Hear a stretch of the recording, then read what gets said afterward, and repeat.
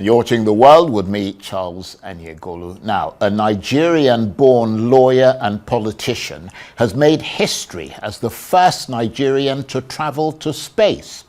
Owolabi Salis was among 6 passengers aboard Blue Origin's space mission, which lifted off from West Texas last Sunday. The 10-minute suborbital flight took the crew past the Kármán line, the internationally recognized boundary of space, reaching a peak altitude of just over 105 kilometers.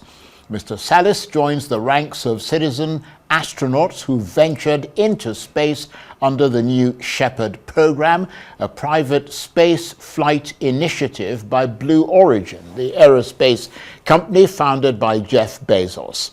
Mr. Salis said the journey was not just a scientific expedition, but a spiritual one, describing it as a call to inspire future generations. And you probably can't see him, but he's one of those in that pod that's making a slow descent to Earth after that space trip.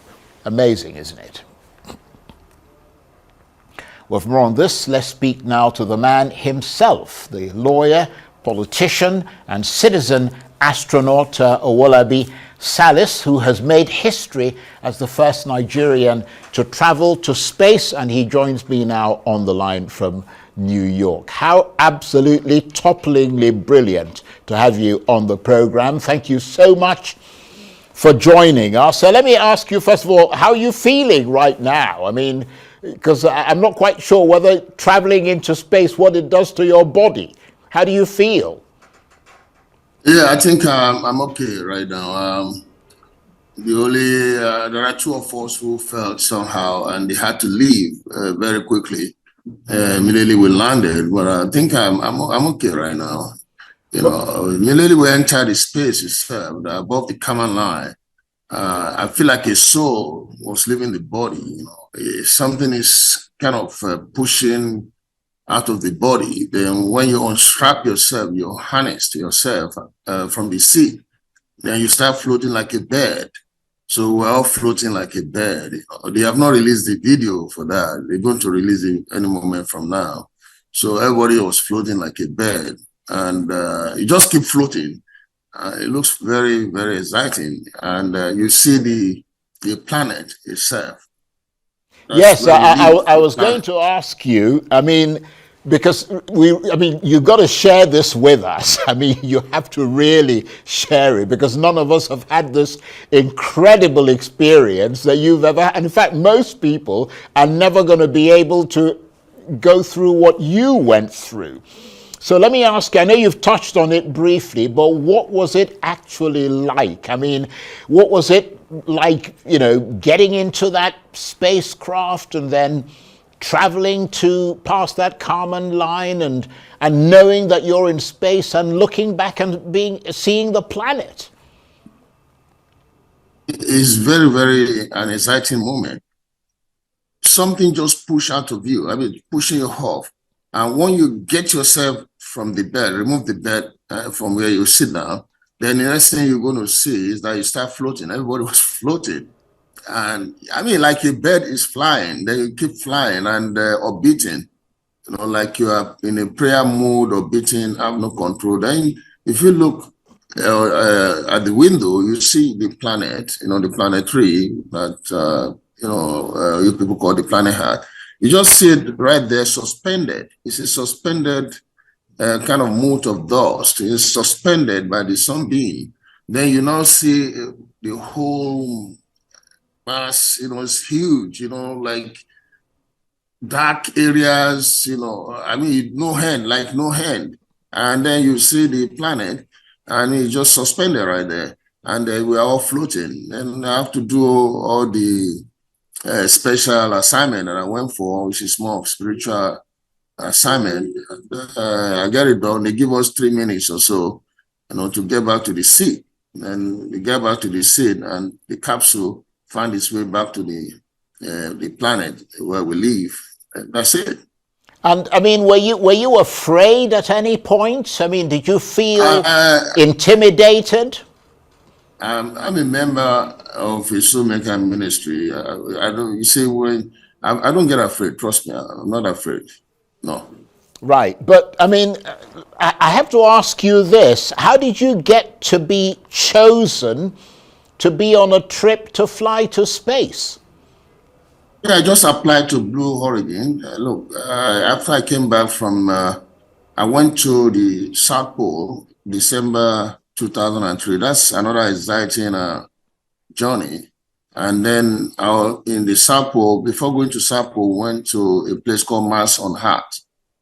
Mars, it's called Elephant Head. Elephant Head is based in Union Glacier. It's in Antarctica. The condition around there is like that of Mars. So from Union Glacier, we have flown to the South Pole. Then after the South Pole, decided to fly to the North Pole. So I went to Siberia. From Siberia, we are going to fly to Katanga, Katanga in Russia, Siberia and Russia to Katanga, then from Katanga to Iceberg. So Iceberg, the North Pole is a sea, it's Arctic Sea, a frozen sea.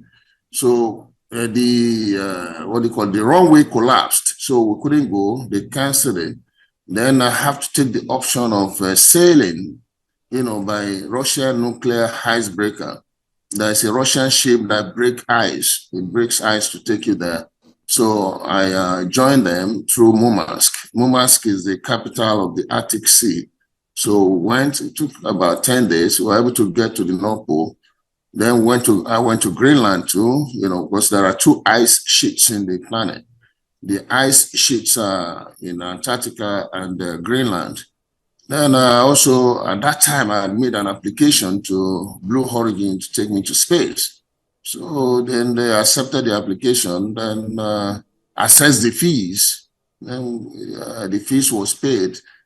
And then I went because I am doing a lot of research on spiritual sports of this planet, and I've quite achieved a lot. Well, that's extraordinary. And did you care to tell us how much you paid? So we'll see if we can put our names in for the application. Or is it completely unaffordable? Signed a non-disclosure agreement, not to tell anybody what we paid. Okay. But it's very expensive. I mean, it's not really expensive.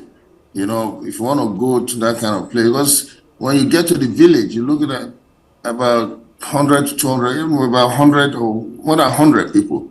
200. I don't know, a lot of people taking care of so many things, taking care of boosters, we saw 2 boosters, and then take care of so many secure area. They receive you at the airport by the tarmac. You don't go through the normal check-in. They come with high-level security vehicles, to the tarmac. They take you from there, from El Paso. From El Paso, they drive you to Van Horn. Van Horn, they lodge, go to the village, the large village. There you are going to be lodging in some kind of motorhome. It's a lot of money they have to spend. And then you have to take insurance, you have to do so many things. So most of the people come by their private jets. And then, it's expensive.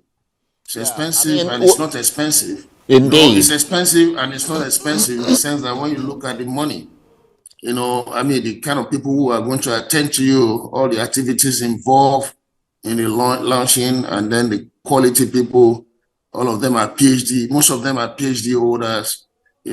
Some of them flew down from Washington, Seattle. I mean, they ask you to pay $2 million, I think it's worth it. Right. Well, I mean, I think you mentioned in your commentary after you returned that for you it was a spiritual experience, and you said that you hope that this will inspire a lot of young Africans to think about going into space. But what I need to ask you is how did it affect your philosophical sense of who you are in relation to the planet and the solar system and the universe? I mean, did it make you feel like you're just one tiny dot in this huge you know, incredible space, and somehow that makes you feel more or less relevant? Yeah, I'm a very humble guy. I know about all this before. Our planet 3 or planet Ahad is very small. It's a very small stage in the whole vast space. And I've been able to confirm this by going to space myself. When you get to space, you're going to see it. It's just wide, you know, something black. Then you see your planet, small place. And this is the place where people are making trouble, fighting each other, and all those. I made a recommendation when we landed. All those leaders who are causing trouble, fighting, they should all be flown to space, and then be made to live there for 1 to 2 weeks, and 1 day to 2 days or 3 days. They will be humbled. They'll be humbled. Though I went there on spiritual research and to inspire the African people's participation in space exploration. The key spiritual research is because I was fully engaged when we were training on this spiritual issue, and then I happened to now get 3 or 4 of the other astronauts with me to agree with it. If our planet 3, the planet that we live in, can be revolving around the sun in 365 1/4 day and staying at the same place forever that we've been born, then somebody must be some spirit being must be in charge. So the planet 3 keeps respecting order. So who is that person in charge? Who is that spirit being in charge? That's one. Number 2, if you die, we know that a living being is about a soul and a body. You as yourself is the soul that's driving you to make you speak to me and to make me speak to you. So a soul and a body is about a living being. So where does the soul comes from? The soul that drives everybody, where does it come from? Then if the soul leaves your body, that's when you die, then where does it go? Where does it go? Yeah, those are very important questions. Those are obviously very important questions, and I can see that going to space has also deepened your questions. But at least you appear to be a little bit ahead of the rest of us, because we haven't ventured as far as you have. But you mentioned earlier the fact that you would recommend that politicians and a lot of those who are causing trouble on Earth be flown to space for a week or 2, just to get that experience and to understand, get a sense of perspective of where they are in relation to the universe. I mean, you yourself, of course, a well-known name in Lagos politics. I'm reading that you sought the People's Democratic Party governorship ticket in 2003 and 2007. And you ran under the Action Party of Nigeria in 2007 and was the Alliance for Democracy's flag bearer in the 2019 elections. I mean, coming off the back of this experience that you've had, what advice would you give Nigerian politicians?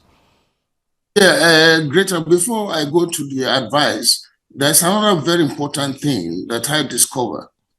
You see, the controller of the universe, the Almighty Lord, the Almighty Lord, who is now regarded as a Lord of diversity by creating everything in the universe in diversity, who's responsible for all souls, making our souls and giving us souls, is different. Is different from what all the religious theories, all those religious theories in the planet, completely different from who they call that person. So what we have discovered is that most of those religious bodies, from Hindus to Zoroastrianism to the Zeus to Abrahamic religion, all of them, believe me, the whatever they call that person is different. That person up there is different. That spirit being that controls our planet is completely different from what they projected out. So, and then for me to give an advice for politicians, I think our democracy needs to be reformed, because the kind of democracy that we practice right now is something that suppresses people, suppresses minority, allow for imposition of leaders. Leaders just do what they have to do. I mean, it's too expensive, so many things. So we should have a system that will create equal opportunity, a majority minority system. Because if you are saying this is a majority system and you have a country where the majority is 70% and the minority is 30%, then that's just the 30% is zero in a majority system. Because if the majority is 70% and the minority is 30%, then the 30% is zero, unless what you do what we call lowest common factor. In mathematics those days, you can break down the 70 to 1/10, 1/10, 1/10 in 7 places. You break down the 30 to 1/10, 1/10 in 3 places. Then you can now compare the common factor, which is 10. So in that case, you can then have equal or proportional opportunity for everybody, no matter where you come from. So I keep saying this, and I think I wrote that book since the time I was in Ahmadu Bello University. I went to Ahmadu Bello University, I went to University of Lagos, and then I've been campaigning about it. And it's not relevant to Nigeria alone, it's relevant to peoples of the world, because there are a lot of problems all over the world. But Nigeria, as it is right now, we're going to end up in a one-party state unless we do a reform. Yeah, well, that's good advice. We're almost out of time, but and if you want me, if you give me 2 minutes, I can explain what the structure should be in Nigeria, whereby if you see somebody from Benue, for example, want to contest with the president, Nigerians are not going to see the person serious, but they are part of Nigeria. If you see somebody from Edo or Niger Delta or Igbo want to contest, they don't see them serious, but they are part of Nigeria. So we should have a system that will give them opportunity. Let me just give you 2 minutes. Yes, briefly. If every state, we have 36 states in Nigeria right now. If you ask every state to bring two competent candidates who are competent to rule Nigeria, okay, then all Nigerians, state by state, they do an evaluation of those two candidates. Okay, let's say in Kano, the 2 candidates, the people in Lagos State will look at them. Okay, these are the 2 candidates. We people in Lagos State, we will prefer A to B. Maybe the people in Ogun State will prefer B to A. The people in Akwa Ibom may prefer we are preferring B to A. Just like that, other states will do their comparison. So the 2 candidates from Kano, A and B, A may end up having 30 states out of the 36 states, and B have 6 states. In the same way, we do the evaluation for all the other states. Another state may have 31, against 5. Some may have 35 against 1, and all that. So with that, they're all going to have 36 states and share it as how popular and nationalist that they are. Then whoever have the highest number of states will be the president and commander-in-chief. In that case, it can fall on anybody, no matter where you come from, and the rigging will be completely eliminated. Because if I'm from Lagos, you want me to rig for you, and you're coming from Ogun State, you want me to rig for you, technically, I'm going to rig you out. I'm going to rig myself out because I'm in Lagos, I have opportunity to be. But I cannot rig for you, because if I rig for you, that means I'm rigging myself out. So with that system, is going to promote cooperation. The system we have right now, what is promoting is conflict. I understand that. The more tribalistic. Right. I'm going to have to jump in here. I mean, I appreciate the point that you're making, and I can see your sort of enthusiasm about it, but unfortunately, time is against us. Just very briefly, you have done quite a lot, because I know, as you mentioned here in your previous expedition, you became the first Black African to visit both the Arctic and the Antarctic within the same season, and of course now you've traveled into space. What's next for you? Yeah, I still have some places to travel.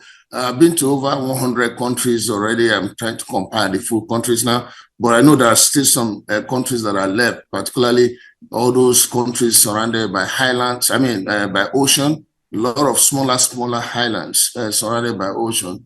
They all have something, to reveal, because every country you go, you see something different. You just see, and I keep telling people, pilgrimage is not limited. It's not limited to a particular region. The Almighty Lord that created this, our planet, put the water everywhere, put everything anywhere, and then the sun and the moon appears in every corner of the planet that we live. Pilgrimage is not limited to any particular place. Every place, including Nigeria, they all have something to offer the people of the world. So Nigeria should encourage people to come and see certain beauties that the Almighty Lord has created for them. I mean, I was in Balkans. If you've been to Balkans, for example, I drove in Balkans, the Montenegro to where Alexander the Great came from, so many other go around the whole place. And it was very, very exciting going through all those mountains. When you go to those mountains, some of them are very, beautiful mountains. You stay inside it, you're able to appreciate, the Almighty Lord. And then, what? The world is exciting. The more you go around, the more you're able to appreciate the Almighty Lord of the universe. Well, you're very fortunate indeed to be one of those who's managed to make that trip to space. You've made history as the first Nigerian to travel to space, and we thank you very much indeed for talking to us. That's the lawyer, politician and citizen astronaut Owolabi Salis, who was talking to me on the line there from New York.